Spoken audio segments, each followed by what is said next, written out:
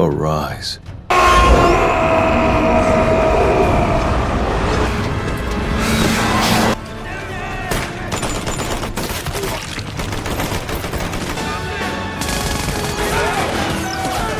When it comes to war and large-scale battles, a philosophy that finds a lot of resonance is the very popular notion of all for one and one for all. That sentiment's going to be perfectly echoed today as the TV Regent brings you the top 25 moments when reinforcements arrive during war in the movies.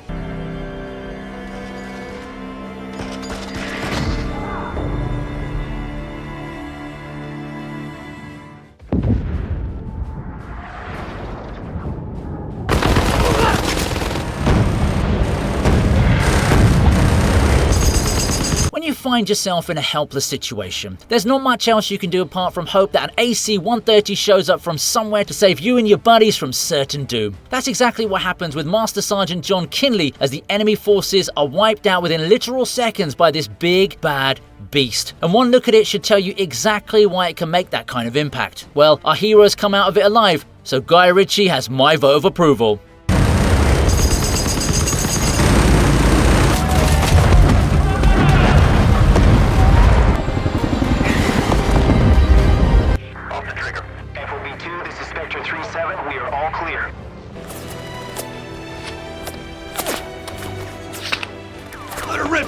Roger that. Coming in hot.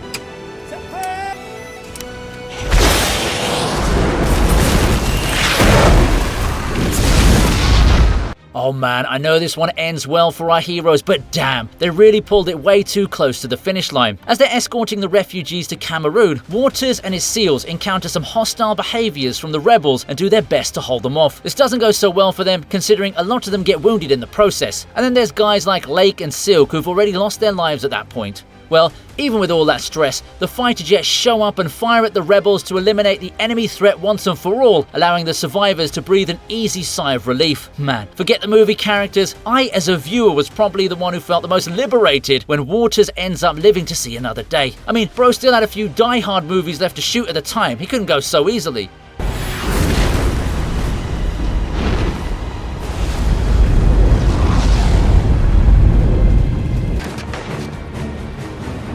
I got your position, I got the target. We're inbound hot.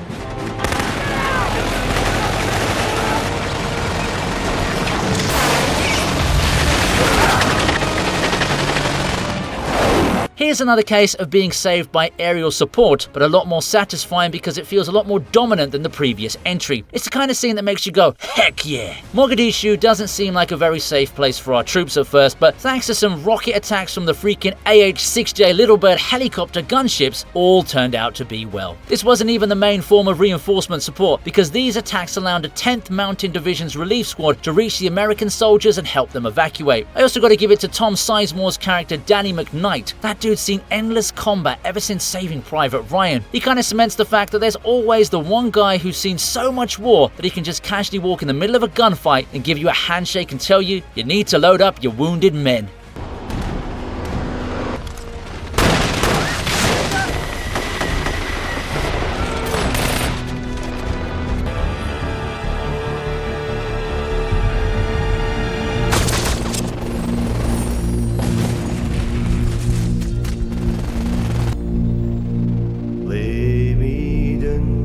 There isn't much that gives off a better vibe for your troop than shooting down the enemy from behind with a surprise attack from your choppers. Yeah, the only thing this scene was missing was a cameo from Arnold Schwarzenegger, because Major Bruce Snake Crandall takes the cake with his other helicopter gunships coming in to assist Hal Moore at the most opportune time. Of course, Moore and his men also get in on the action because they didn't make such a dramatic entrance for nothing. Shooting down Huon's troops with such dominance would have been an amazing confidence booster for the American soldiers, because they pretty much took out whatever was left of the enemy forces.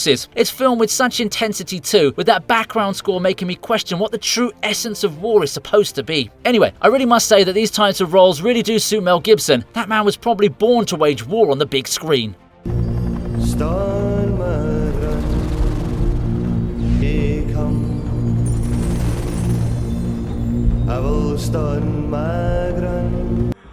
Oh, Jesus. I want to surrender.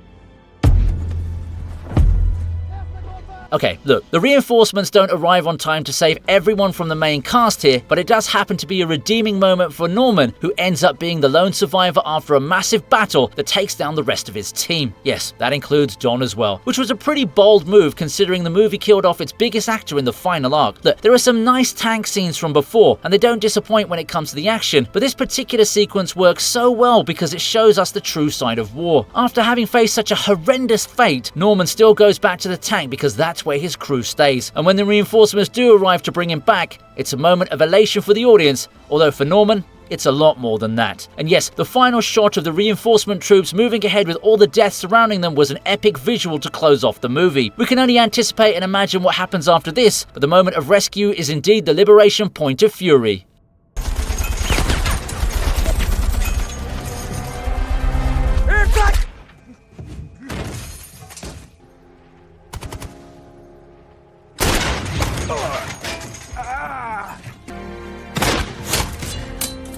Now, Christopher Nolan, regardless of the genre he's working in.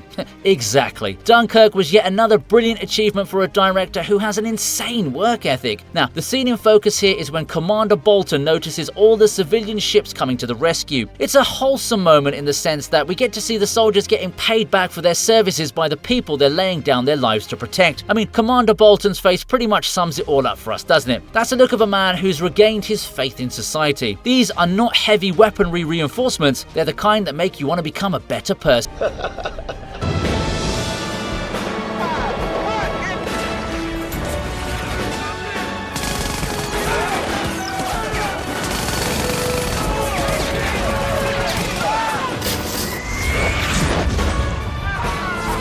You know, this is an amazing scene, but it's not for those of us who have delicate hearts. Like, Burnett's whole running towards safety sequence was super suspenseful because you don't know if Reigard's reinforcements would be able to save him from the Serbs in time, especially with so much firepower being directed his way. Luckily, our man Owen Wilson does get rescued, and I really have to give it to the creative team for making this such a thrilling moment. You know, with shots being fired everywhere, this was by no means an easy rescue mission, but I'm thankful that Reigard pushed for his task force to go save Burnett. Rest in peace, Gene Hackman. You truly were a legend of cinema. On a separate note though, you want to know the real MVP here? That dude who held Burnett's full body weight while hanging from a helicopter with bullets flying everywhere. Yeah, I was totally blown away by his arm strength. Maybe I'll ask him for some workout tips too.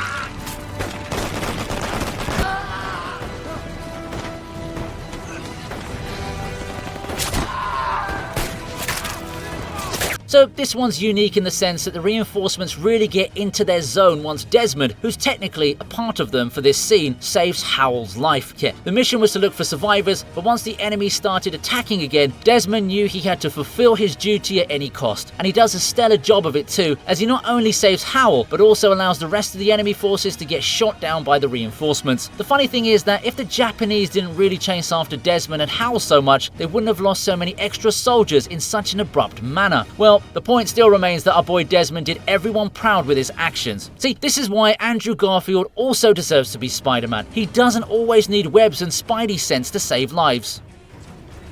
Let's get this soldier to a hospital tent right now. Come on, easy now.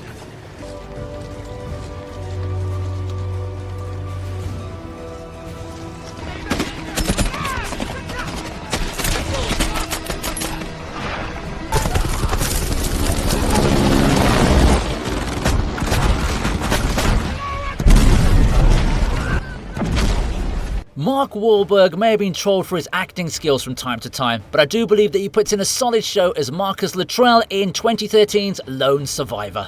Planning on stealing something? No, ma'am, we're not.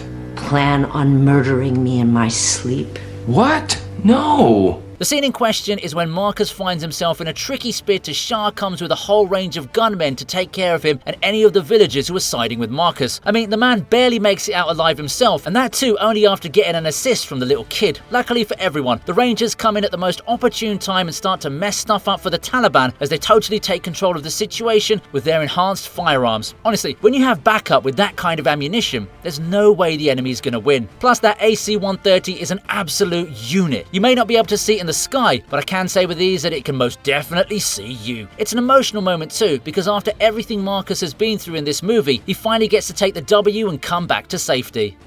Thank you. Thank you.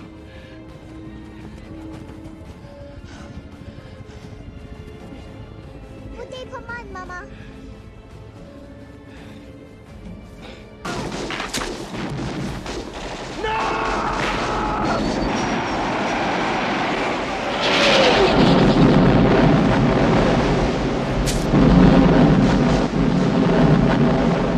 Charlie Sheen may be mostly remembered as the hedonistic playboy Charlie Harper from the hit sitcom 2.5 Men, but he also played the super important role of Chris Taylor from 1986's Platoon. Now, this is an all-out war movie, so it should come as no surprise that things get really bloody and deadly throughout. As far as the final battle's concerned, Chris found himself in a tricky spot as Barnes was literally about to turn him into a half-man with that boulder. Luckily for Chris, those airstrikes ordered by Harris ended up saving him, even if that may not have been the intention of those strikes. I'll still count it as a backup because it managed to get the job done, allowing Chris to wake up safe and alive afterwards. And yeah, it also allowed him to get rid of Barnes in cold fashion. Well, on the bright side, at least our boy now can go back to chilling with his lady friends in his Malibu beach house.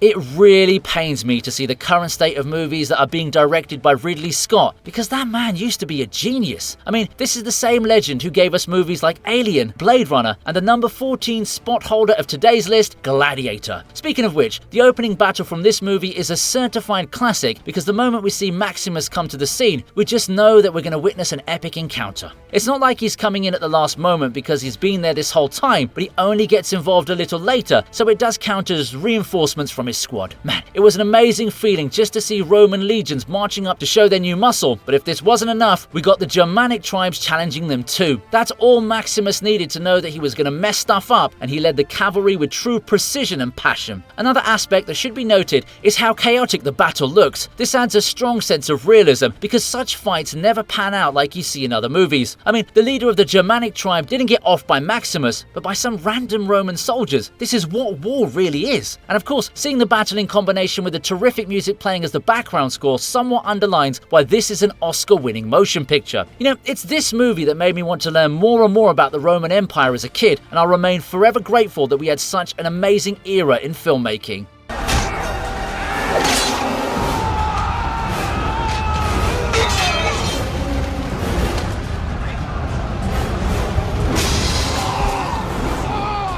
Got movement 200 meters. Hold your formation. You ready?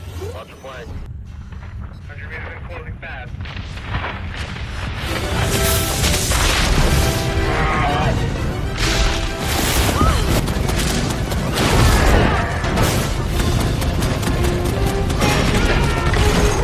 Gotta get out of here!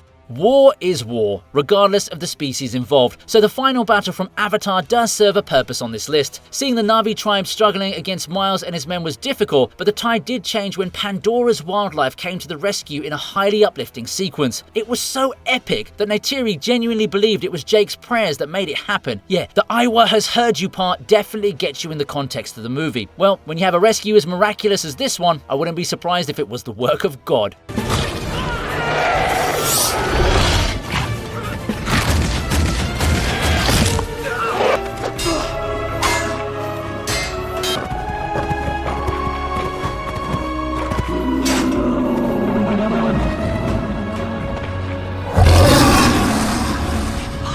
How often do you find yourself relying on a talking lion?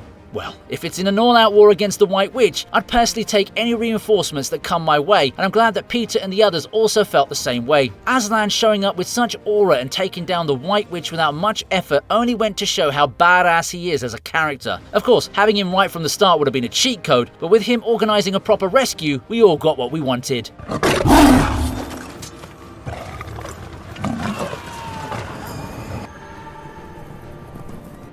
It is finished.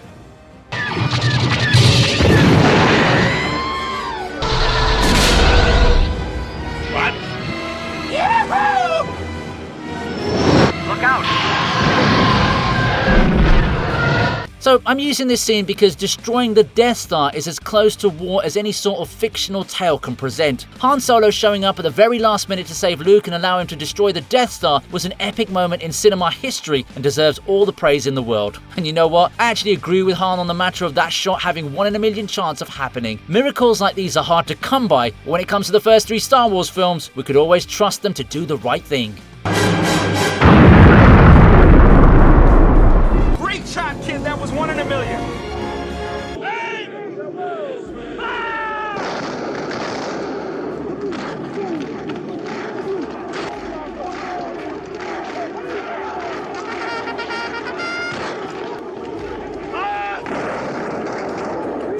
So here's an interesting choice to kick off my top 10. I don't know if you've watched 1974 Zulu, but it's one heck of an intense film. The war scenes are brutal to say the least, and there's a lot of bloodshed on display. Now the final sequence has the British soldiers seemingly retreating from the Zulu warriors, but this was a plan to fall back to a small redoubt in front of a chapel. That's when we realise that there's a whole reserve of reinforcements hidden there, and they spring into action forming 3 ranks of attack. What follows is true domination, as they inflict heavy casualties on the Zulu warriors, forcing them to retreat. Apart from the adrenaline rush, this scene is truly brilliant and so far ahead of its time that it didn't portray the Zulu tribesmen as some weird savages or barbarians. It also didn't try to push a narrative or anything like that. As a matter of fact, the creators made sure to cast genuine indigenous people and sing real Zulu chants so that they could be portrayed as honourable and capable warriors fighting for their homeland. At the end of it all, this was a truly great glimpse into a monumental historical clash between 2 armies made of equally brave men.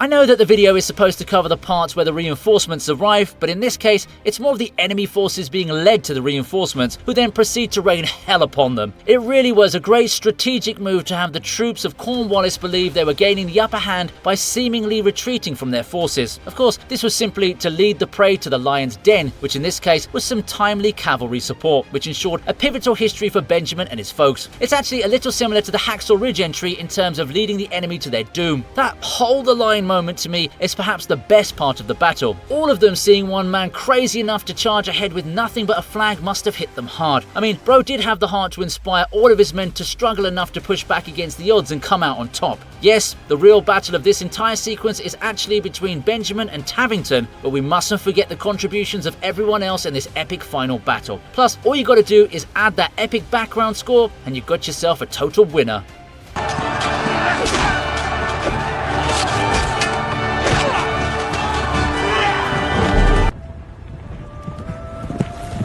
Tell my Lord Saladin that Jerusalem has come.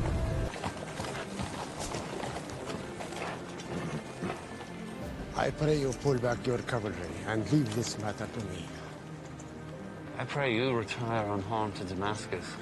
Oh boy, these grand entrances really need to start becoming a thing again in modern movies. I've already covered this scene multiple times in my earlier videos, but that's no excuse to not include it here as well. The way King Baldwin IV shows up with his men felt so surreal that it was almost as if we were going to witness an ethereal display of war. Another unique aspect about this is that he's not the only one showing up with an army. Saladin also comes with his own men, presenting this as some kind of equivalent encounter. However, reinforcements aren't always about fighting and causing more bloodshed. bloodshed. This scene perfectly showcases that, as both Baldwin and Saladin try each other with respect and honor as they negotiate a truce. It's truly a mark of mutual understanding and helps us witness another aspect of war that's so often overlooked. Of course, one of the moments that stands out is when we hear the line, "The Jerusalem has come," but can anything from this movie ever top the epic statement, "Withdraw or we all die here"? Yeah, that sent literal chills down my spine. It's stuff like this that made Edward Norton's character so memorable despite not even showing us his face.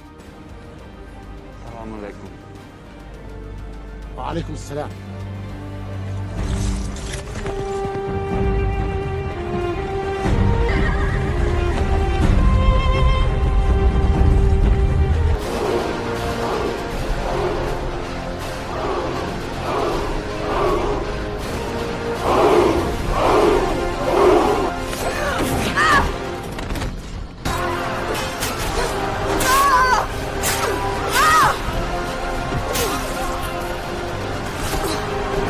It's not often that you get to see your buddies come to the rescue in a massive fleet of ships, but hey, that's the whole vibe of the 300 franchise, isn't it? Themistocles really found himself in a tight spot, but then again, I'd also struggle to keep my focus against someone as stunning as Eva Green's Artemisia. Luckily for him, Queen Gorgo shows up in the nick of time to give us a glimpse of her reinforcements with some epic visuals. Look, I know there are some historical inaccuracies when it comes to these movies, but hey, they compensate for that with a healthy dose of badassery. The color grading was right on point when it came to carrying on Zack Snyder's legacy, and I've got to give it to Lena Headey for showing us that she was a lot more than King Leonidas' wife. Those sword skills can only be earned after tons of hard work, and that was just as deadly as any of the other soldiers she brought to save our boy Themistocles. My only regret from this entire sequence was obviously having to see Eva Green get stabbed like that. Come on, I'm allowed to be a simp every once in a while, right?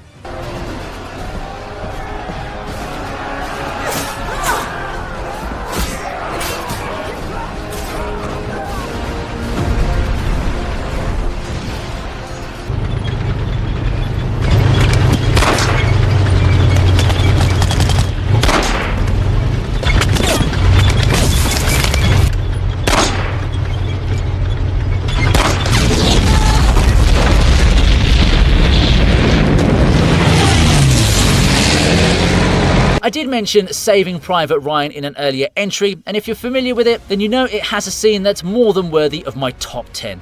Oh man, this movie really hits you hard no matter how many times you end up watching it. Personally, it's one of my favourite war movies of all time, right up there with the likes of Schindler's List and Full Metal Jacket. However, with John Miller pretty much down and out for the count, he refuses to be defeated without putting up a fight, and he acts on that sentiment by constantly shooting at the tank approaching him. Normally, we'd find it laughable that someone would even try such a thing, but as it turns out, one of his bullets did end up destroying the tank, almost as if it was made by the Hulk. Just kidding. The actual attack came from the reinforcements who managed to get everything back under control for the guys. It's sad that Miller lost his life even after such an uplifting moment, but I guess that's how war goes, doesn't it?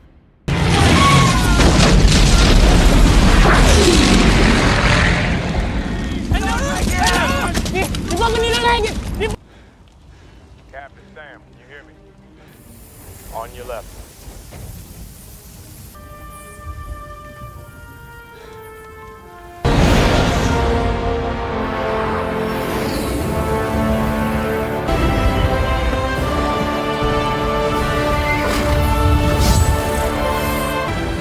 Avengers!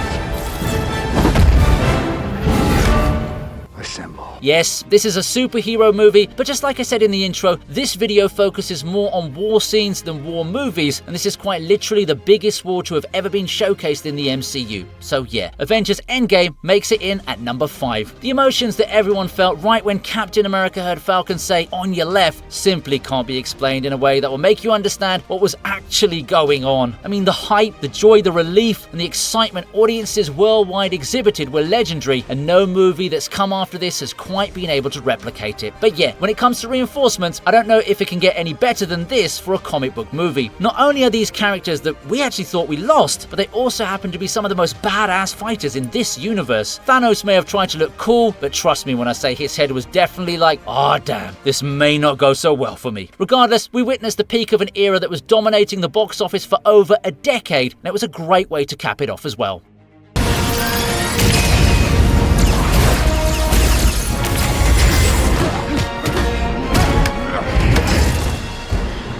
No, give me that. You have the little one.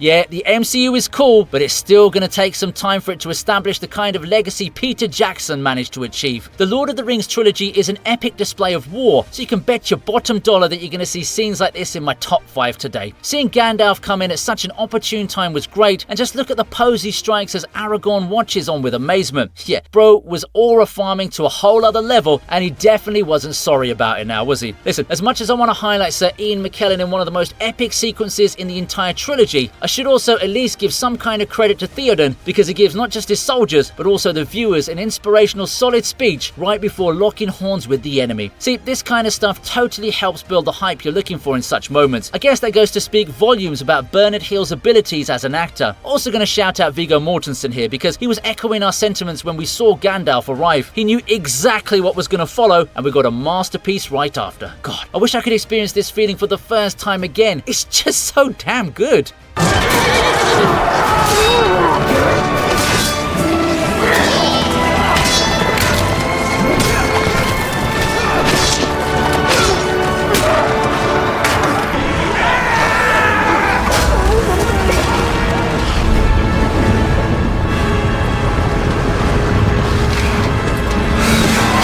And here we go, 2 for 2 on Lord of the Rings. Look, this is as cool as it gets, because this totally gives us all solo leveling vibes. Arise. Way before the hit anime was even in existence. The Ghost Army coming in as reinforcements here was something that we didn't know we needed, and we surely appreciated it as well. Aragorn's entry was badass enough as it is, and then you've got a whole army of the undead behind him, which totally adds to the man's aura. Yeah, it sure felt as if bro was coming in with his own shadow army, and it got the crowd going for sure. Now, if you don't know the lore, the Ghost's oath was to protect Gondor's interior only, and not fight outside of it. Their oath was fulfilled by virtue of what they'd done here. If Aragorn tried to keep the fight outside of Gondor's borders, they may not have worked out the way he would have imagined it. As a matter of fact, they could have cursed Aragorn, since he'd be breaking his part of the oath too. At the time of the first war with Sauron, the one these guys were going to fight in, Gondor's borders reach Mordor, but they no longer do. On top of that, Sauron specializes in controlling the undead, which obviously includes wraiths and ghosts too. Bro is literally the necromancer, even more so than Sung Jin Woo, which means he would have only added his reinforcements to his own crew. So yeah, taking them there to fight Sauron would have been a bad idea for a whole lot of reasons.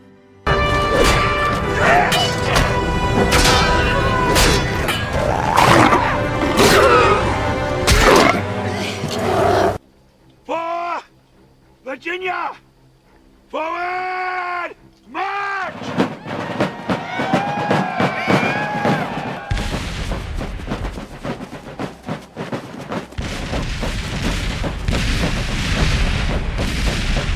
You know what's so good about this scene? This is as accurate a battle sequence can get in a movie. It was shot in an actual battlefield with professional reenactors who brought their own equipment. Then of course, you've got some stunning visuals to back up the sheer volume of men used in this sequence. The Pickett's charge was actually the majority of the movie, and it was executed brilliantly despite being such a long scene. The main highlight for me is obviously when the Union troops arrived to bolster the defensive line, and this moment was the catalyst that repelled the assault coming from the Confederates. I mean, it follows the typical trope of the main troops struggling until they get some reinforcements coming their way, but the way this scene is scaled up is what makes it so memorable. Plus, the domination that happens after this boost really enhances the viewing experience. Kudos to Richard Jordan as well, who plays General Louis Armstead. Yeah, he's not supposed to be getting praised by the audience, considering he's the one leading Pickett's brigades, but he does put up a phenomenal show, which makes his capture by the Union troops all the more satisfying. If you don't know this, Jordan was actually suffering from a brain tumor, but still filmed this during its earlier stages.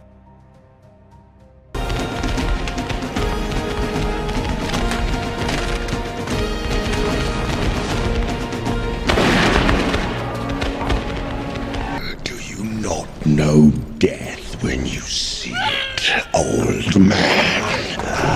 This is my power.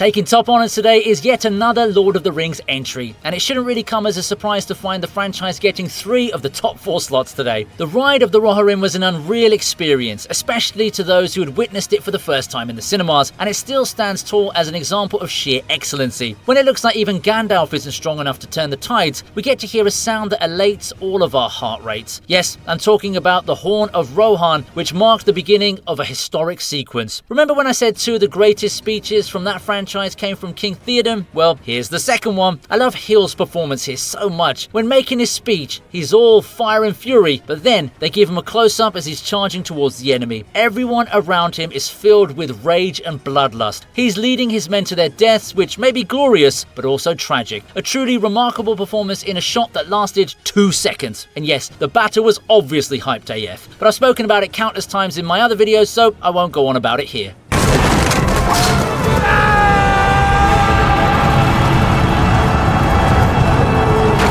Hope you like the video, please subscribe to the TV Regent, and here's another video that I know you're going to enjoy.